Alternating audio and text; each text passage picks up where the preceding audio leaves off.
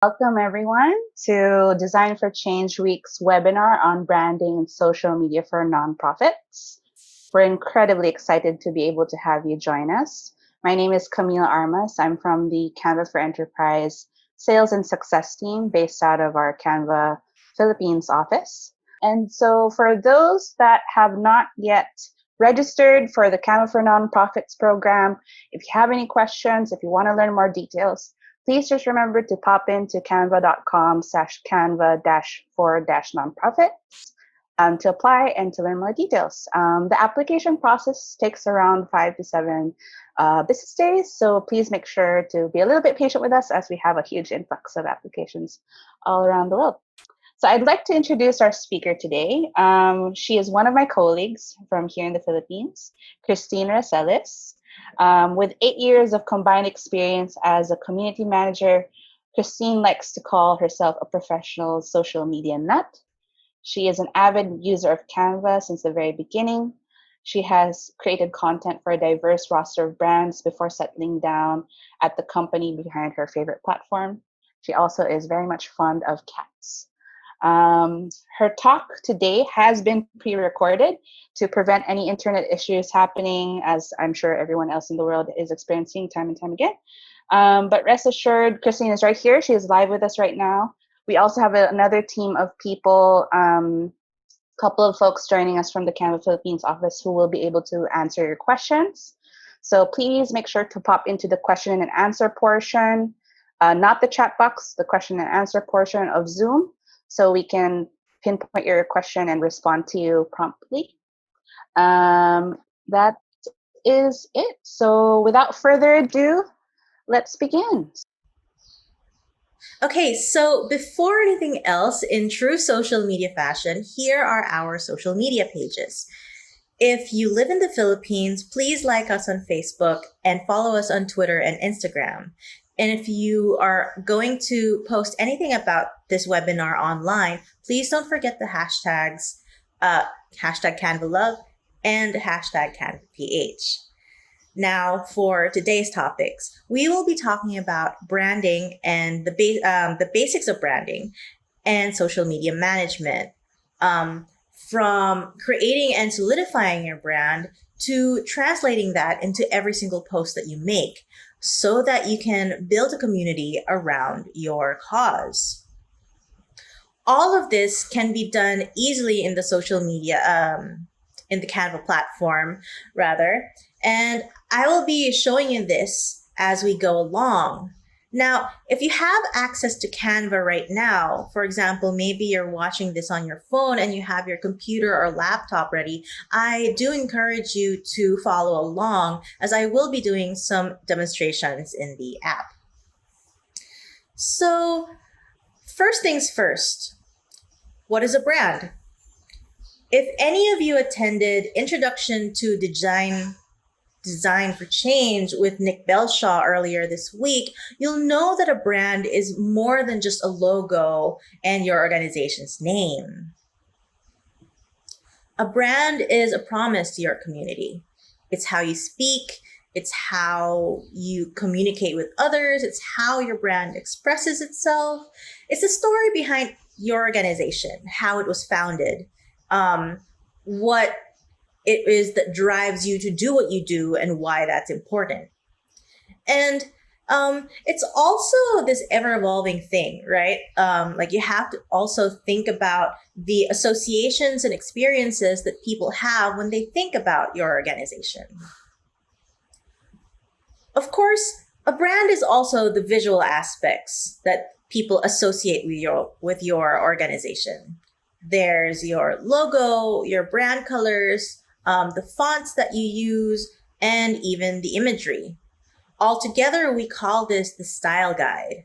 And for the first part of this workshop, I'll be taking you through the steps to assemble all of these elements and use it as the single source of truth for all the marketing materials and communications you do for your organization. So for some of you, this slide might look a little familiar, especially if you've gone to the sessions earlier in the week. We have here a dummy brand called Soundscaper, which is like an imaginary music streaming brand. Now, what will make this brand stand out from all the rest of the other brands out there? It all starts with a purpose. Now, y'all might be familiar with a guy named Simon Sinek. He's a pretty prolific motivational speaker, and he did a TED talk a few years back about how leaders inspire action. And I found that this applies very much for brands too. Let me play that clip for you.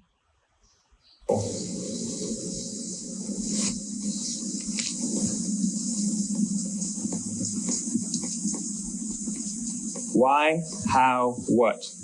This little idea explains why some organizations and some leaders are able to inspire where others aren't. Let me define the terms really quickly. Every single person, every single organization on the planet knows what they do 100%. Some know how they do it, whether you call it your differentiating value proposition or your proprietary process or your USP. But very, very few people or organizations know why they do what they do. And by why, I don't mean to make a profit. That's a result. It's always a result. By why, I mean, what's your purpose? What's your cause? What's your belief? Why does your organization exist? Why do you get out of bed in the morning? And why should anyone care? Well, as a result, the way we think, the way we act, the way we communicate is from the outside in. It's obvious. We go from the clearest thing to the fuzziest thing. But the inspired leaders and the inspired organizations, regardless of their size, regardless of their industry, all think, act, and communicate from the inside out. Let me give you an example. I use Apple because they're easy to understand and everybody gets it. If Apple were like everyone else, a marketing message from them might sound like this. We make great computers. They're beautifully designed, simple to use, and user-friendly. Want to buy one? Meh. And that's how most of us communicate. That's how most marketing is done. That's how most sales is done. And that's how most of us communicate interpersonally. We say what we do. We say how we're different or how we're better. And we expect some sort of behavior, a purchase, a vote, something like that. Here's our new law firm. We have the best lawyers with the biggest clients. We have, we always perform for our clients, do business with us. Here's our new car. It gets great gas mileage. It has, leather seats. Buy our car. But it's uninspiring. Here's how Apple actually communicates. Everything we do, we believe in challenging the status quo. We believe in thinking differently. The way we challenge the status quo is by making our products beautifully designed, simple to use, and user-friendly. We just happen to make great computers. Want to buy one? Totally different, right? You're ready to buy a computer from me. All I did was reverse the order of the information. What it proves to us is that people don't buy what you do, people buy why you do it. People don't buy what you do, they buy why you do it. People don't buy what you do, but why you do it. Wise words, right? So coming up with your brand purpose is actually the single most important thing that you need to think about in order to have a really good brand. Without it, all of your promotions, all of the ads, all of the stuff that you post won't really have a hook. And that might actually lead to your cause becoming regrettably forgettable. So start with your purpose or your why first. Why does your organization exist? Why should people care?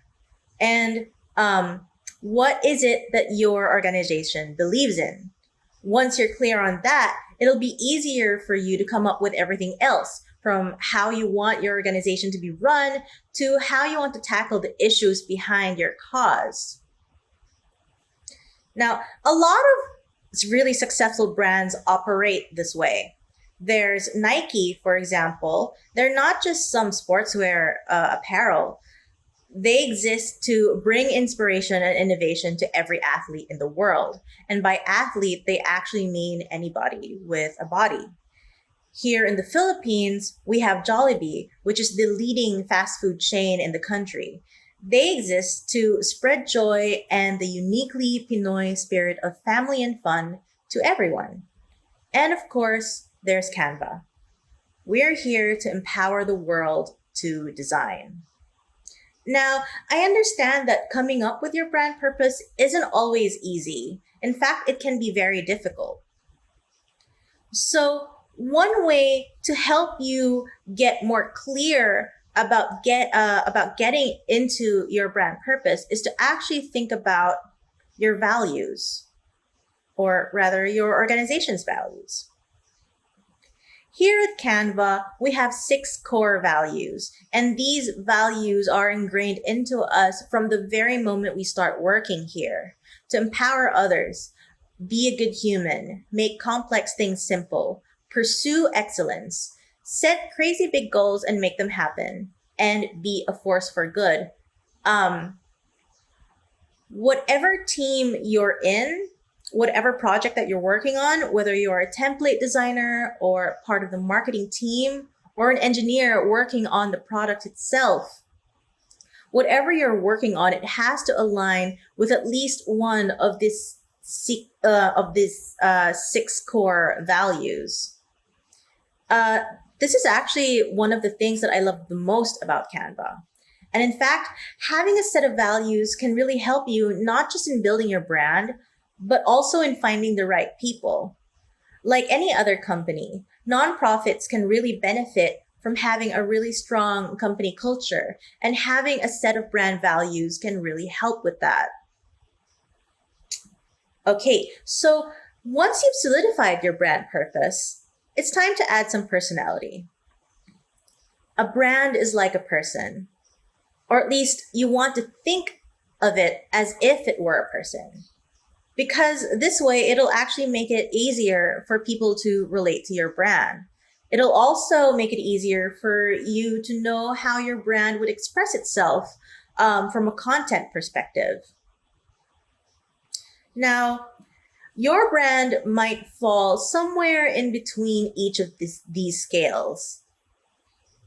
Of course, there are other adjectives out there, but this is just one example. So have a think about where your brand lies here if it were a person. Would it be more playful or serious? More youthful or mature? Would it have more mass appeal, you think? Or is it more high end? When your brand talks, is it more casual or formal? If your brand were a person and if it were to dress up, would it dress up more in a contemporary way or more in a traditional way? As an example, Canva would probably sit around here. So like many other apps, Canva leans more contemporary because, we are a technologically driven platform. And we try to sound more playful, youthful, and casual because we want to encourage our users to have fun and really play around with our platform. We don't want to position ourselves as some stuffy old, application that you need some kind of formal training or a certain degree of expertise in order to use. We want everyone to get inspired and empowered to design. Another useful tool, and this slide might look familiar to some of you again, is this concept called brand archetypes. These personality types were invented by Carl Jung, who was a contemporary of Sigmund Freud. And over the years, these 12 archetypes were kind of adopted by the marketing and advertising industry to help brands better express themselves. Each of these archetypes has its own unique set of characteristics. I would imagine that most nonprofits would fall under the caregiver archetype, because for caregivers, they're known to be very nurturing, unselfish, always wanting to pay it forward or take care of other people. Now, of course, your brand might fall under more than one of these archetypes, and that's totally fine. In fact, having one primary archetype and one secondary archetype really helps to nail down what your brand personality is going to look like. As an example, Canva is a really good fit for the creator archetype. The reason for that being that we see potential everywhere, and we want to be able to express ourselves through our artistry and originality. Some other examples, Nike would be the hero archetype, because their motto, or rather the hero archetype's motto would be, when there's a will, there's a way, right? And what's Nike's tagline? Just do it. Jollibee, on the other hand, would be an everyman, because the everyman is kind of like your friendly neighborhood average Joe who just wants to be friends with everyone. And that's what Jollibee is, or at least that's how it wants to be perceived. Okay, so now that we've thought extensively about what our brand actually is, it's time to create our style guide. Again, your style guide will be the single source of truth for all the visual aspects of your brand. It contains all the elements that you need in order to create on-brand materials and content. And the great thing about Canva is that Canva Pro, which is actually free for all nonprofits to use if you register for our nonprofit program, Canva Pro has this thing called the Brand Kit. And this is like the single page where you can put all of your brand elements, from your logos to your brand colors to your fonts. Let me show you how that can be done. Okay, so here's what your brand looks like when there's nothing in it. You can get there by simply clicking on the Brand Kit tab from your homepage menu. Now, first things first, if you already have a logo, you can just upload it by clicking on the plus button here. Or if you have a folder open already with your logos on it, you can actually simply just drag and drop it there. So see here, that's automatically going to upload your logos into your brand kit. Next, for the colors, you're gonna need to know the hex codes for your colors. It's basically a 6-digit, 6-character code that, the internet reads as colors, basically. So just plugging in Soundscapers colors here.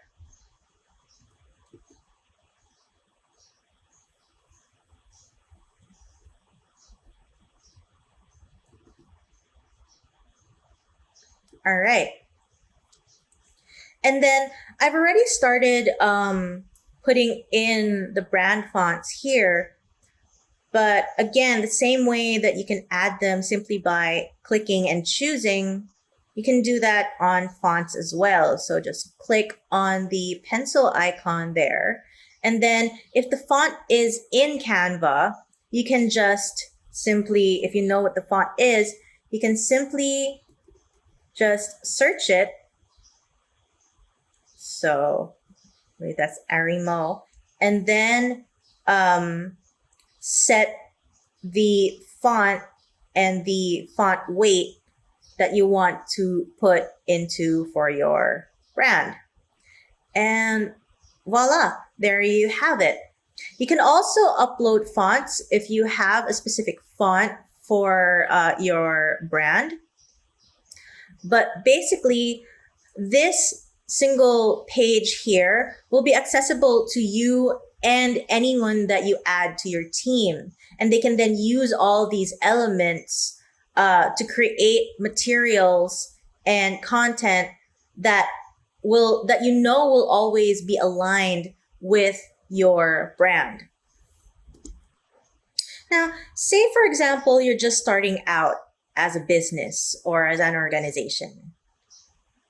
Where do you start? Of course, you have to give your brand a name, right?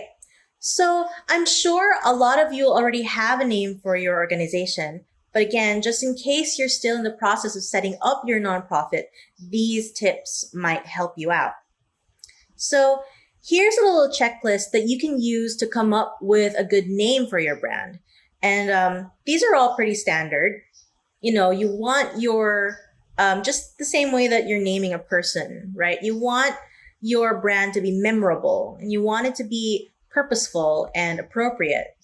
But one thing that a lot of people don't take account as much as they should is whether or not that name is actually available.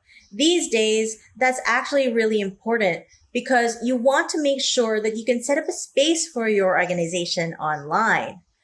So check if you can set up a domain with that name or sign up for a social media account.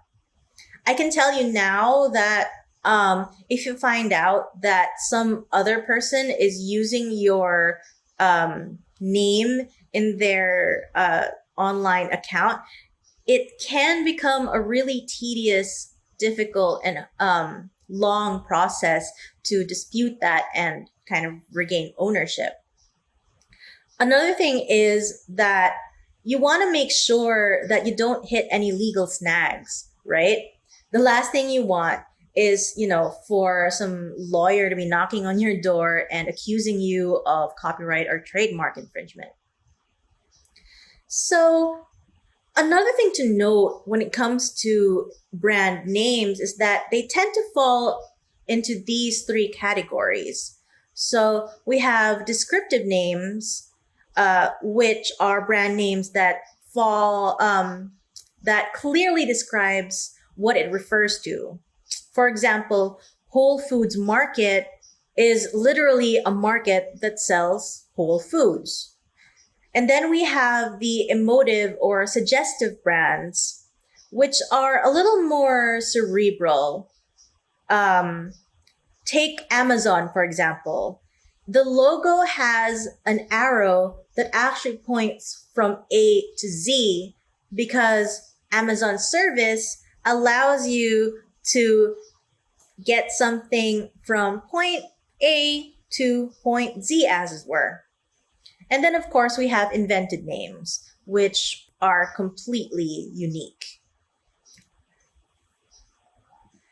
Here in the Philippines, some examples of these are, so there's angkas for a descriptive name, because in Filipino, angkas literally means to hop onto something so you can ride along with someone. And that's what angkas really is. It's kind of like Uber, but with motorcycles. For an emotive brand, a good example would be Tender Juicy Hot Dog. The reason for this is because if you, for example, are a consumer and you've never heard of this brand before, if you see this in the supermarket and you see that brand logo, you're going to have this expectation that when you try the product, it's going to be tender and juicy. And really, it actually does deliver on its promise.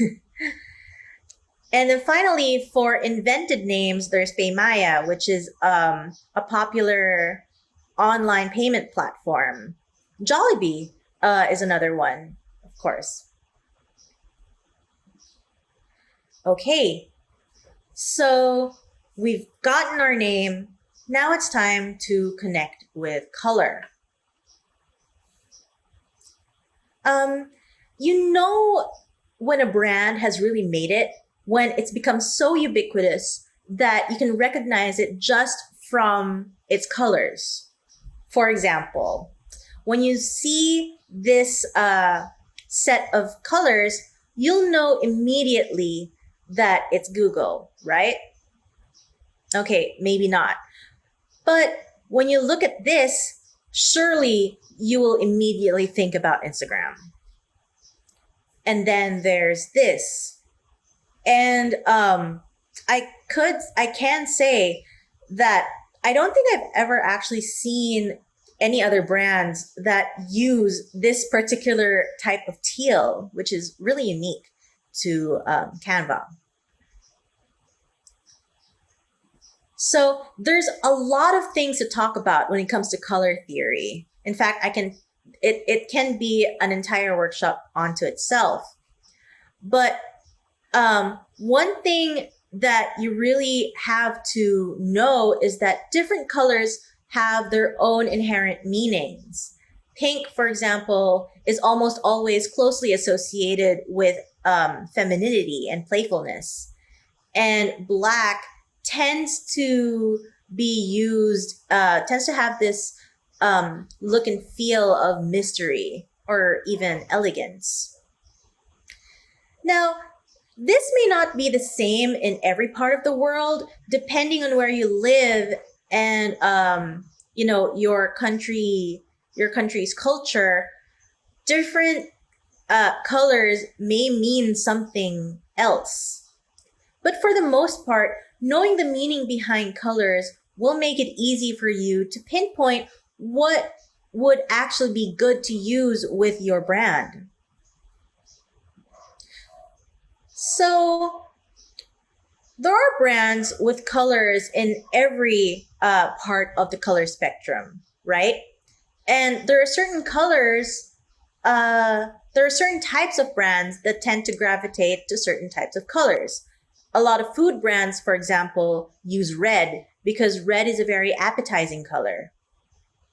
And then a lot of more serious brands like banks, insurance agencies, and even airlines, they tend to use blue more because blue is often associated with a sense of security or trust or even loyalty.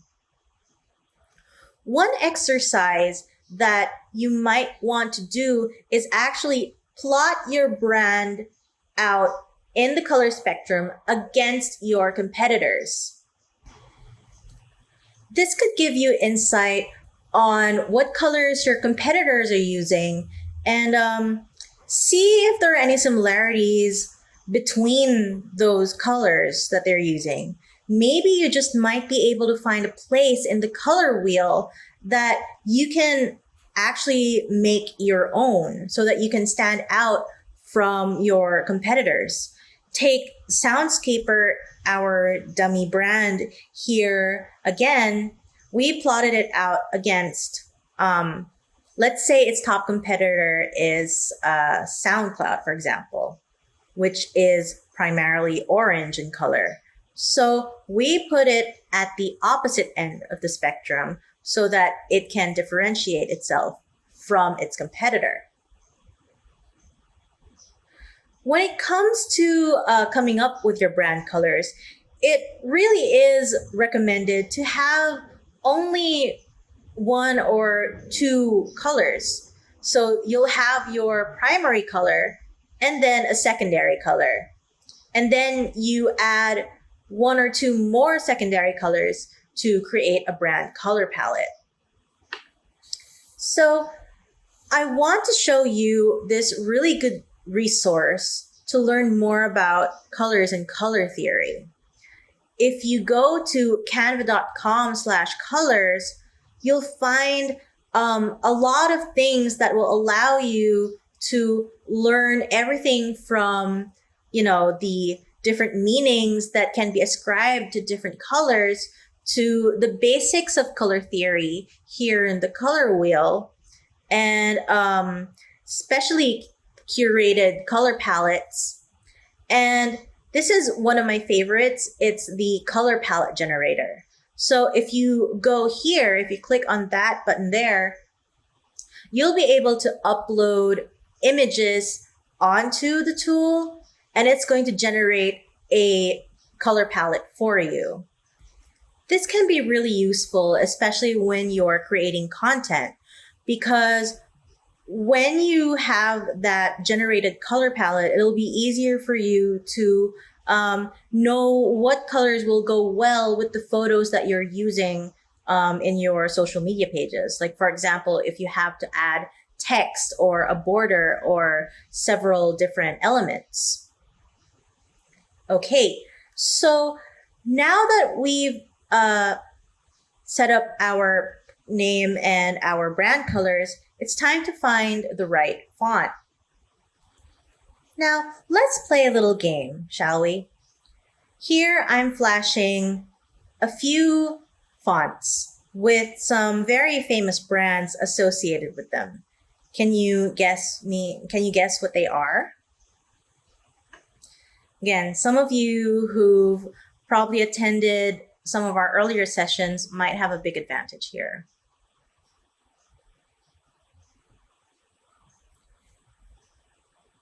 If you need a little more, hints, I will add in the logos. There you go.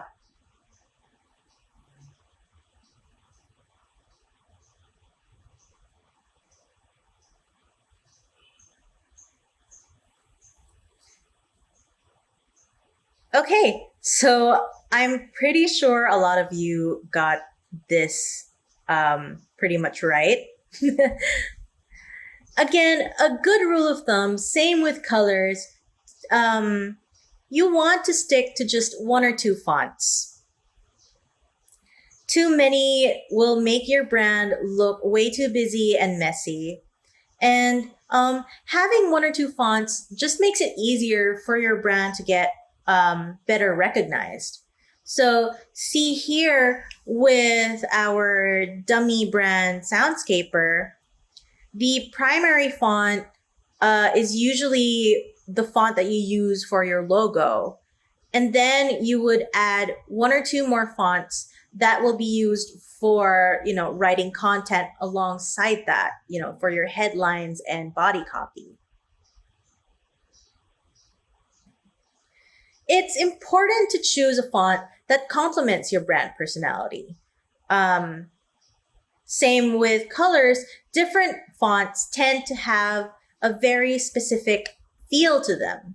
And if you know what your brand personality is, you can use that as a guide to point you into the right direction as to what fonts you can use for your brand. For example, if your brand is something that wants to evoke a sense of elegance or sophistication, you might want to try a script font like Parisian. And then, but then if your brand is something more bold or wants to really make a statement, you might want to try a bolder font like Oswald or even Anton. So some of you might find it a little tricky to find fonts that pair well together. I mean, it's easy enough to find a really good font for your logo sometimes, but what about the other fonts for, your headline and body copy for content? One pro tip that I can give is to use a superfamily. What's a superfamily, you might ask? These are fonts that were specifically designed to pair well together. Typically, it's fonts from different categories or design types. For example, there would be a serif font, which is a font with those little feet at the end, like here. And then you'll find a font with no feet called sans serif with the same name. These, that they're going to work well together no matter what configuration you put them as. Some of these fonts are available on Canva. Finally, after locking in your brand name, colors, and fonts, it's time to style your imagery. Your imagery can be illustrations, photos, or a combination of both. What's important is that you use your imagery to communicate the ideas, emotions, and values behind your brand. For example, here, if we go back to our dummy brand Soundscaper, it uses really vibrant colors in its logo. And we want to be able to evoke that same look and feel in its photography. So these are the types of photos that we've chosen for it. Now, put all of those elements together and you've got everything you need to work on brand design.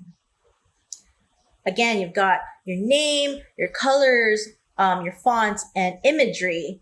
And together, again, this is what we want to call your style guide, which is the single source of truth for your brand, so that you can easily create marketing materials and other stuff that's aligned with your brand.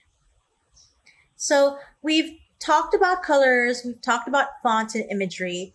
The last thing now is to come up with your logo.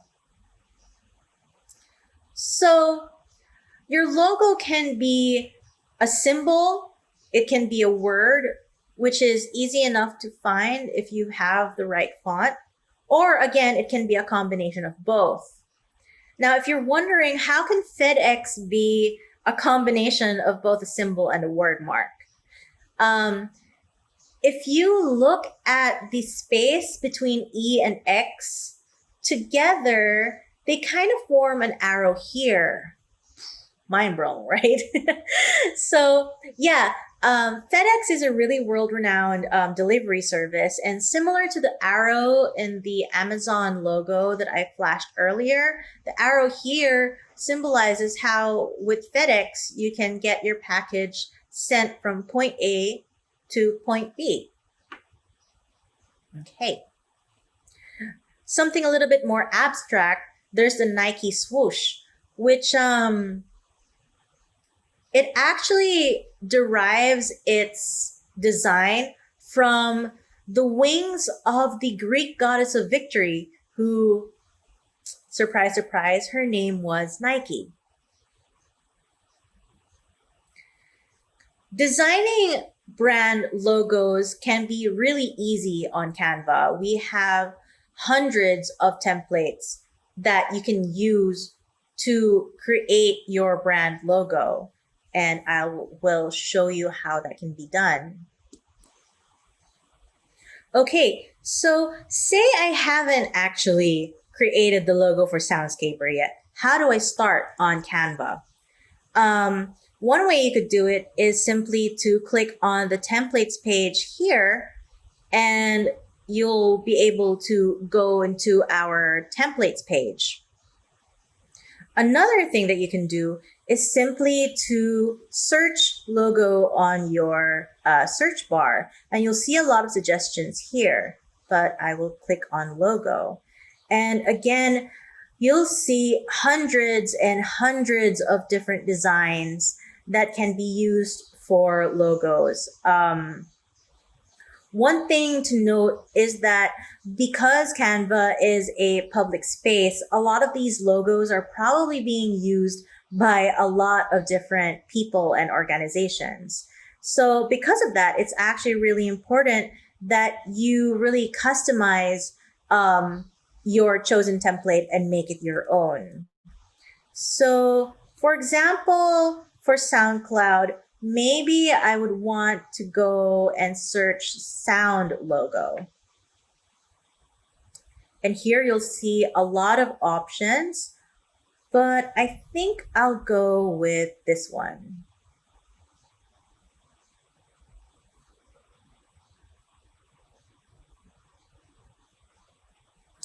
So yeah, again, what you want to do is customize your logo. So let's change the color to what we're using for Soundscaper. There you go. And then I will also want to, of course, change the name. And this element group is actually grouped. So the illustration and the text is actually grouped. So what I want to do is ungroup that. And I don't need this, so I'm just going to delete it. And all right, so there you go. Brand new logo. Now, something that we get asked a lot on social media is that how come when you download the logo and upload it somewhere else, the logo suddenly appears way too small or way too low quality or blurry? Now, one way you can avoid this, and this is something that you can do when you're on the nonprofit program, is to download your logo in double or even triple the dimensions. You can do that very easily on Canva Pro with the size bar here. So just put it on 2 or 3 and then download. Now, once you have the downloaded file, you can then upload it without having to worry about whether or not it's going to be low quality or not. Okay, so say I haven't actually created the logo for Soundscaper yet. How do I start on Canva? One way you could do it is simply to click on the templates page here, and you'll be able to go into our templates page. Another thing that you can do is simply to search logo on your search bar, and you'll see a lot of suggestions here, but I will click on logo. And again, you'll see hundreds and hundreds of different designs that can be used for logos. One thing to note is that because Canva is a public space, a lot of these logos are probably being used by a lot of different people and organizations. So because of that, it's actually really important that you really customize your chosen template and make it your own. So for example, for SoundCloud, maybe I would want to go and search sound logo. When you're on the nonprofit program, is to download what you say in your content, and your style guide will, of course, be the basis for how you look in your social media channels. Now, one thing I get asked a lot, really, especially if you're just starting out, is what are you going to do about social media?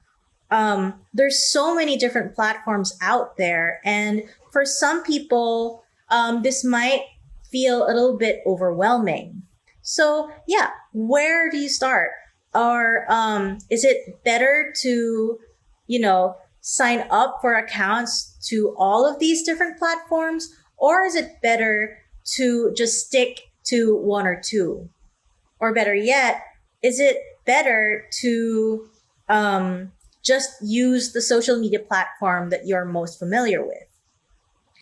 The answer is actually to find your focus.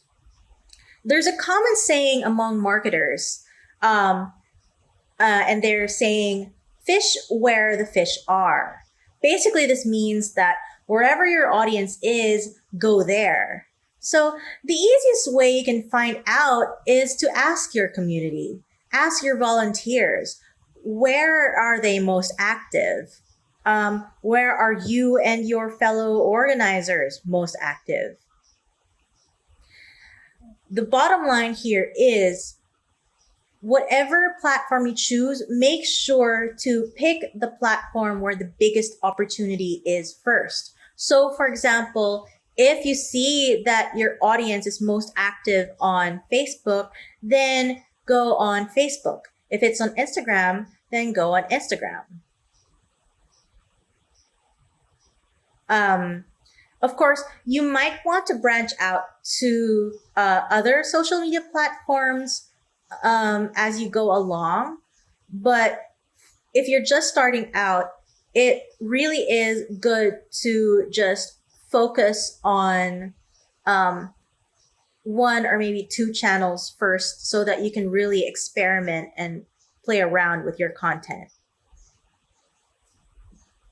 Next, once you've set up your channels, you need to set goals. So some common goals that marketers use is to spread brand awareness. There's also to foster community, or what we call engagement. There's to promote events. And this might not be applicable to some nonprofits, but selling a product is also a goal that a lot of organizations use.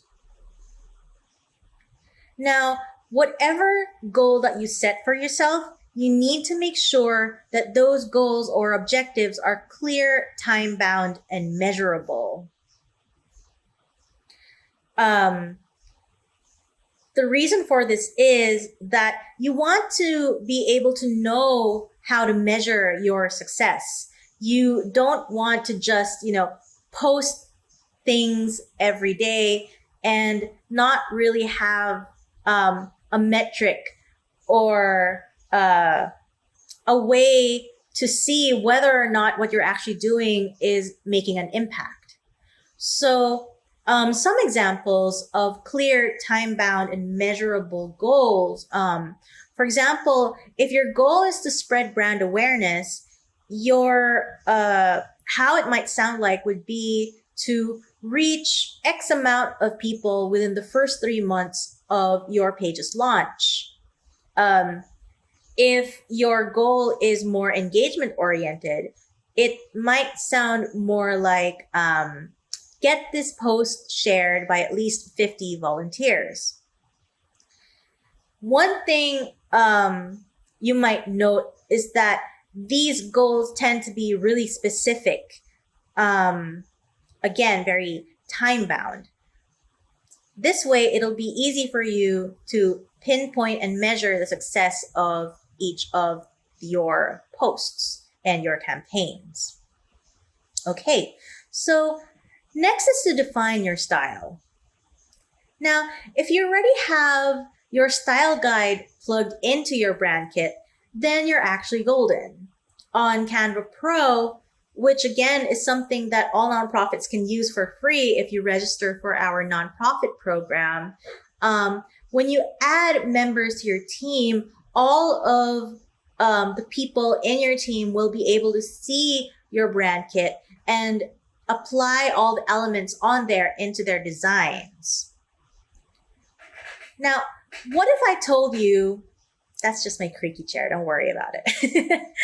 Now, what if I told you that there's a way in Canva for you to turn any design and make it on brand with just one click? Don't believe me? Let me show you how. Here we have a music quote that I would want to use for Soundscaper if it had an Instagram page. Now, the design itself is really good. I just used a Canva template, but the colors aren't quite on brand. I mean, they kind of are, but they're not really, as blue or as pink as you want them to be. So in order to rebrand this with Soundscaper's colors, what you want to do is to find the Styles tab. Now, some of you might already have that in your sidebar here, but if it's not, how you can find it is to go to your More tab and then click on Styles here. There, so click on that. So now that you have your Styles tab, first thing you're going to see is actually the elements of your brand kit. So you'll see your fonts here and your color palette as well. And quickly, don't blink, when you click on the color palette, the colors will be applied to your design immediately. The same way goes for the fonts. So there, in just one click or 2 clicks in this case, you've already created a design that is on brand. Now, sometimes you might want to do some tweaking, like for example here, just to make the text a little bit more readable, I would use white, and I might want to make the font a little bigger here as well.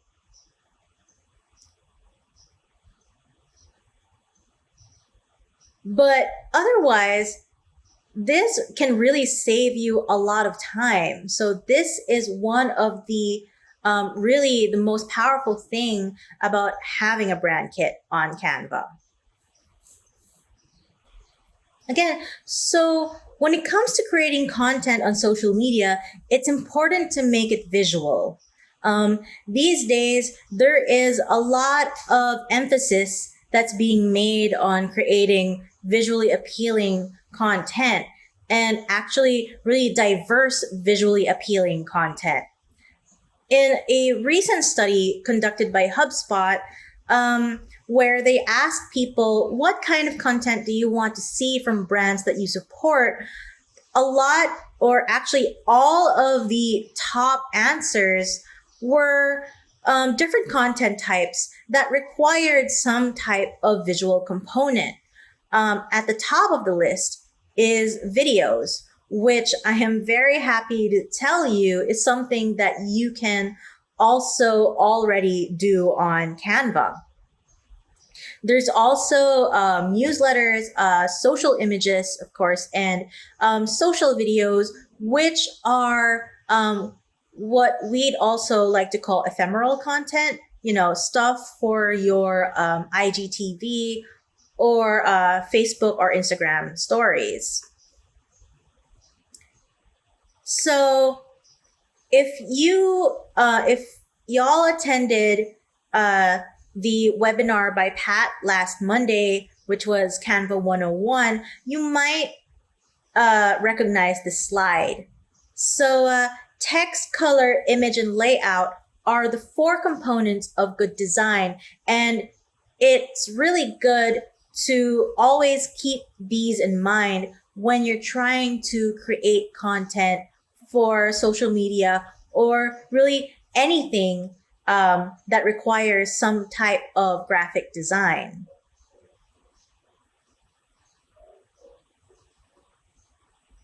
Another thing that you can do is actually to create a mood board.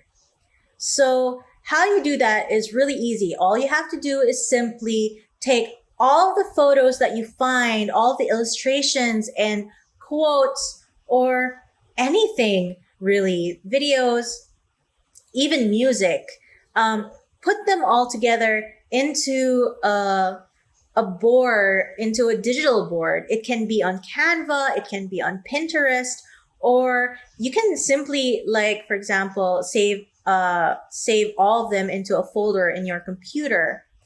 And this mood board can be like your daily source of inspiration, right? So put in the photos that you think have the same look and feel as your brand. Add in the quotes that can be related to your brand values or your brand personality.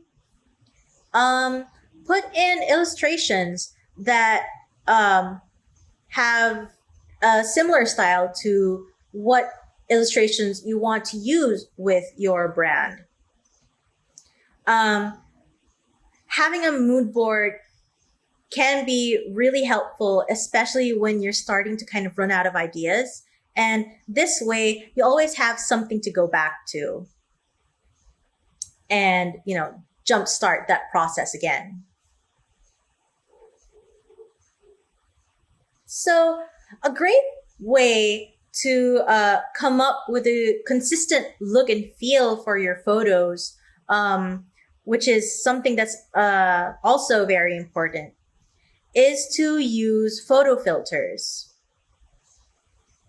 Again, this is a little known feature on Canva, and a lot of people tend to use, different or other third-party apps, but you can actually use Canva to edit your photos before posting.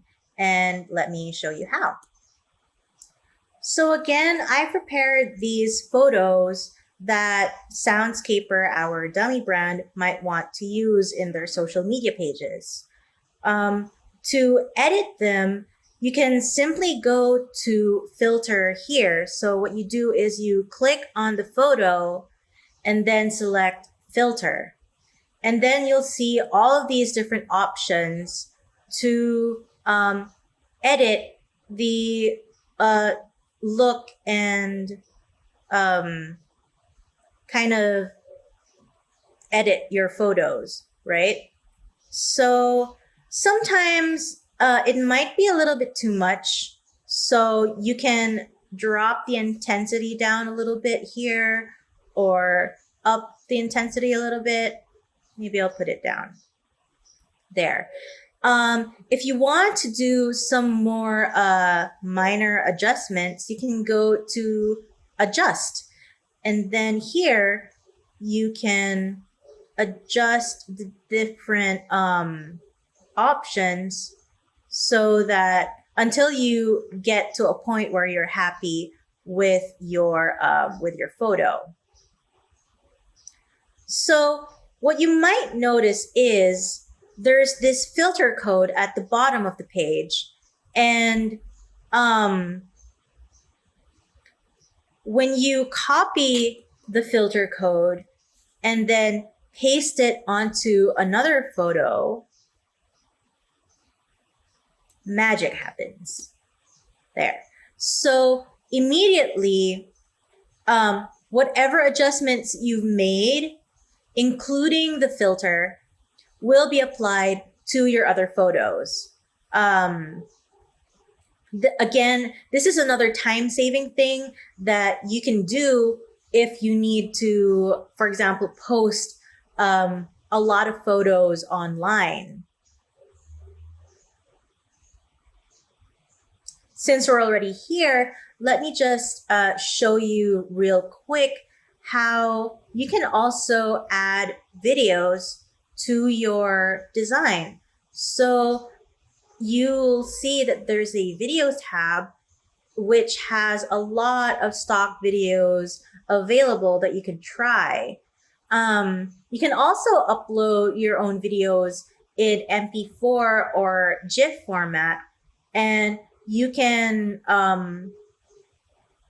use those in combination with animated stickers or text animations. Yes, Canva now has text animations to create videos for your page. See here, just as an example. Okay, so you also want to remember to tailor your content.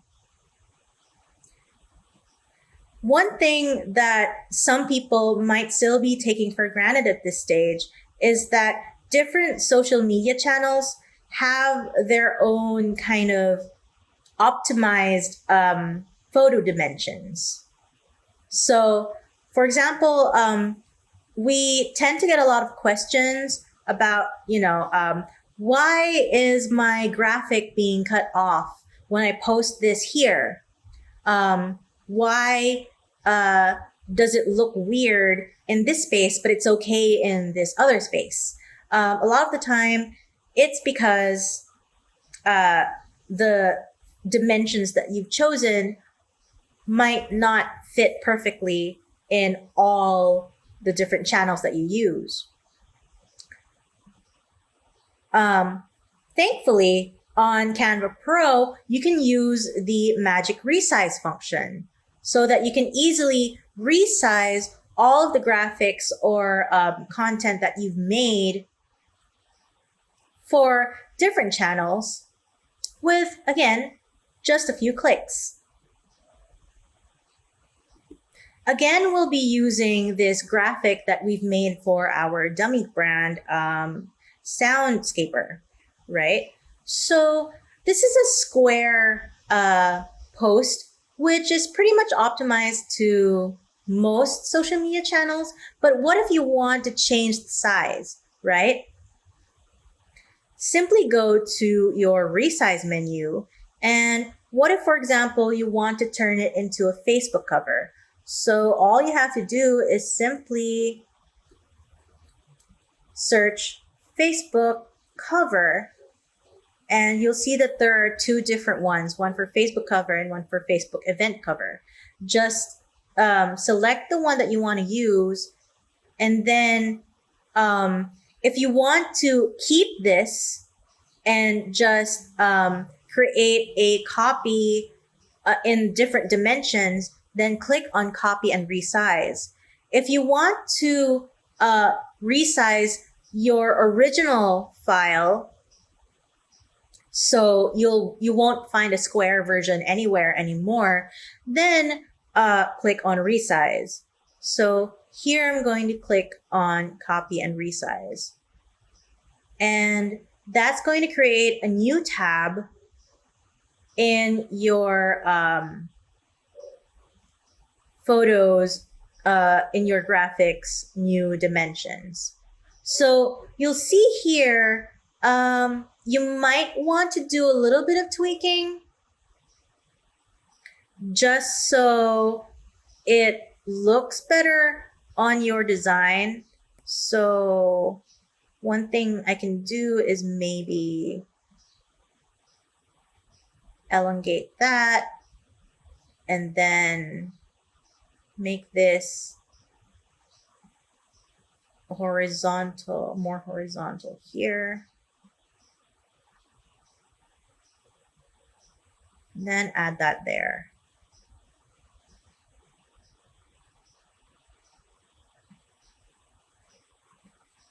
You want to make sure that the content that you want to be seen by most people, for example, your logo or tagline, will be at the very center of your cover photo. That way, if ever some weird cropping happens, for example, if Facebook suddenly changes the dimensions for its cover photo, and this actually happens a lot, it's kind of hard to keep up actually, then at least that way you know that nothing weird is going to happen to the graphic that you've uploaded itself. So here I'm pretty happy with this, and now you can simply download and upload again. Same thing goes for if you were, for example, to resize your post into an Instagram story.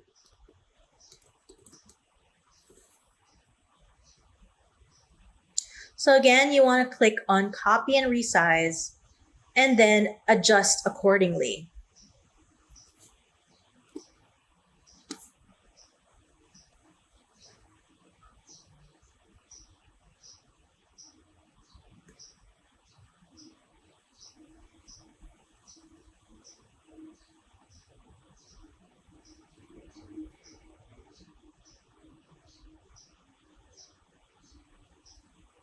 There you go. So you kind of get the idea, right? Magic Resize is just another one of those tools that can really streamline your process for creating content for all of your different social media channels. All right, so now that we've kind of talked about the technical aspects of designing content on Canva, we can now really dive in to the content creation aspect of it. So when it comes to creating content, it's not just about plucking ideas out of thin air and then, seeing how it's going to go once you post it. You've got to remember to keep your goals in mind. Also, content that gets the most engagement tend to be those that are either they either educate, inspire, or entertain. Think about it. Think about the last time that you've seen a post that's gone viral online. A lot of the time, it's really entertaining stuff, right? Really funny stuff. Other times, it's the really inspiring, tear-jerking, or informative stuff. So earlier this year, Mark Zuckerberg announced that Facebook was going to change its algorithm. So now Facebook's algorithm supposedly prioritizes more meaningful and engaging content. What this means is that you want to make sure that the content that you create will provide value to your audience. You want to make sure that that content will be something that your audience will want to see or will want to engage with. I have some tips for you to help you create such content. So first tip is to encourage interaction. So here we have a post that we posted on Canva Philippines, which is actually it's actually a photo album. So when someone clicks on any of the photos or the images here, when it expands, it'll actually show a surprise message. And in the copy, we tell them, so pick a color and then tell us what you find in the comments. And don't forget to tag a friend if you think they're going to like it. So you see here, there is sort of a clear call to action for people to engage with your content. Encourage interaction. Another thing is to show, don't just tell. So we do a lot of tutorials and how-tos on our social media pages.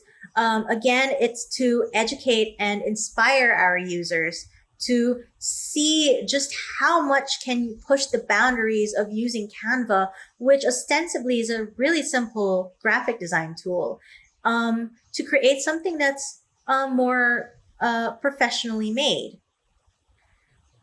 So for nonprofits, you can do something similar. Like, for example, if your advocacy is environmental awareness, then maybe you can post infographics with important stats on them. Or maybe tutorial videos about recycling. Basically, find things that will be, again, valuable for your community. Okay, so one more tip is to have a clear call to action. For example, here we have a campaign post that we did sometime last month for Father's Day, where we asked our audience to design Father's Day cards for their dads.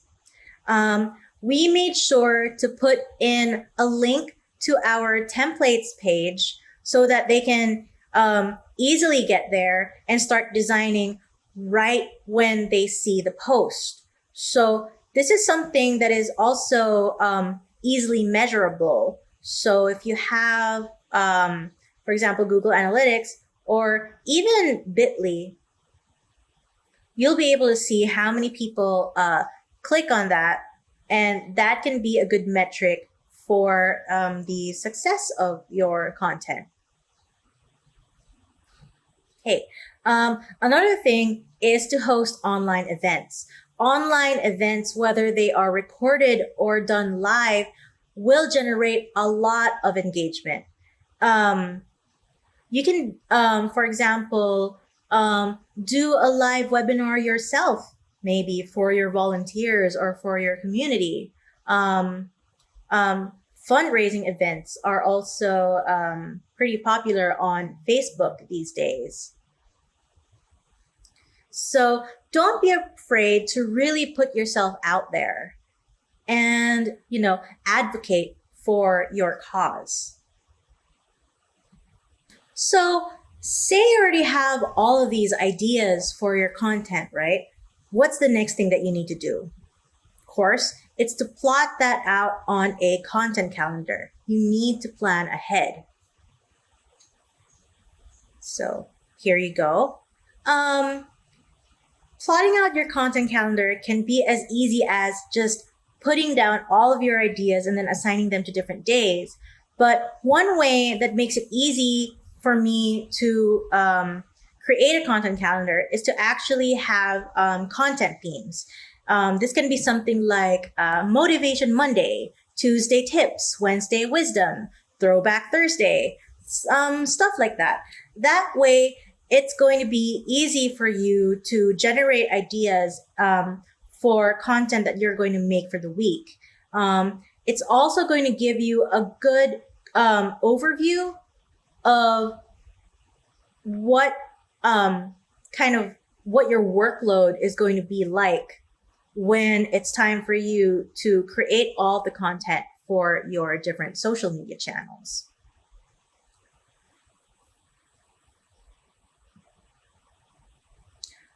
Another tip is to find the best times to post. So if you haven't switched your Facebook or Instagram or Twitter account to the business account yet, I highly encourage you to do so now. This is because when your social media accounts are registered or are switched to a business account, you'll be able to unlock the insights report, which a lot of social media channels now generate. So you don't really need some fancy, social media analytics platform. You can simply go to Facebook Insights or Instagram Insights just to see when your community is most active, see what days they're most active, what times they're most active. And then it's good to schedule your posts around that peak. Finally, what we want you to do, and this is the best advice really that I can give you when it comes to social media management, is to build your community. At the end of the day, your social media page isn't just ad space. It's actually the place where you can really connect with your community and get community members to connect with each other. So that's why we want to encourage interaction. That's why we want to encourage engagement. It's really to be able to solidify this relationship that you have with your community and hopefully turn them into full-fledged advocates for your brand. So the easiest way you can do this is simply to answer the comments and messages that you get on your page. Now, if you're one of the bigger nonprofits, this might pose a little bit of an issue because you're getting inundated with all of these comments and messages. And we get that problem too. I mean, we have millions of users worldwide, and we have a whole team just focused on answering messages. You don't have to have this big of a team to do that, but as long as the community knows that they're being heard, then you can be sure that they will continue to want to have this sort of relationship with you. Another thing is to bring your community to the forefront. When Canva Philippines was first launched, we launched this campaign where we got real people, real Canva users, to create Christmas cards for their loved ones. And we didn't just make sure that they were, left on the comments page. We actually turned them into posts and featured these users. And ultimately, we even created like a digital billboard so that people can flash their Christmas cards on there during Christmas time. Now, you don't have to do something quite as fancy. It can be as simple as posting photos of your events, or posting behind the scenes photos with your or videos with your organizers. Basically, what you want to do is, of course, engage with your community and really show the human side of your organization there as well. So there you have it. Those are my top tips for creating and designing content for your social media channels. And that pretty much concludes this workshop for tonight, or for today for some of you. Of course, we want to reiterate that as Canva, we're actually really only 1% of the way there. There's a lot of things that we can do to really be a force for good and create change in the world. So we do encourage you to continue this conversation with us. Since we have a little bit more time left, I think we can do some Q&A.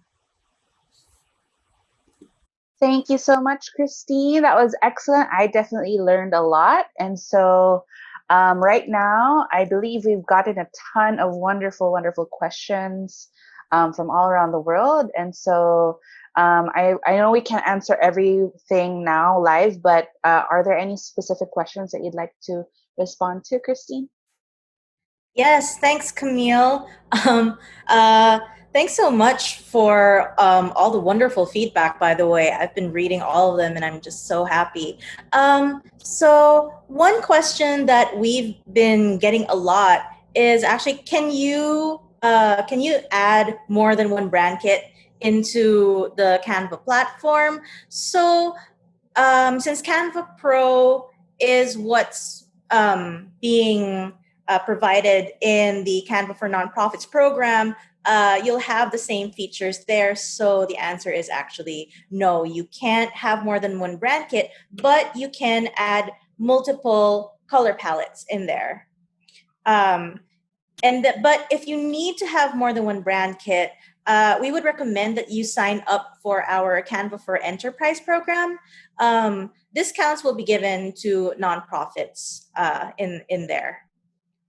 Okay, so another one, something we got from Erin Tandy. So actually, that was the question from Erin Tandy, but she had follow-up questions here. So is it possible with Canva Pro to make an interactive calendar? For example, a calendar with hyperlinks so that people can click and then that can be taken to relevant URLs to register. You can certainly make this from scratch, actually. So we have calendar templates and then text boxes and then turn those into hyperlinks. Sometime down the line, we are actually testing out a content scheduler, but it's not quite ready to be launched publicly just yet. So just stay tuned for updates on that. Another thing This is a question from Maggie G. How often do you recommend posting on Facebook or Instagram? So there's actually no hard or fast answer to this. Definitely for Facebook and Instagram, you need to post something at least once a day just to make sure that your account doesn't get swallowed up by the almighty algorithm. This is actually something that's happened to my own personal account. Because I don't post much on my own personal account, and barely anybody actually sees anything that I post because I don't post there as much. So at least once a day, and then see from there if people get more active. Right. Yeah. Thank you. Thank you, everyone. We hope you enjoyed today's session. Bye bye. Bye.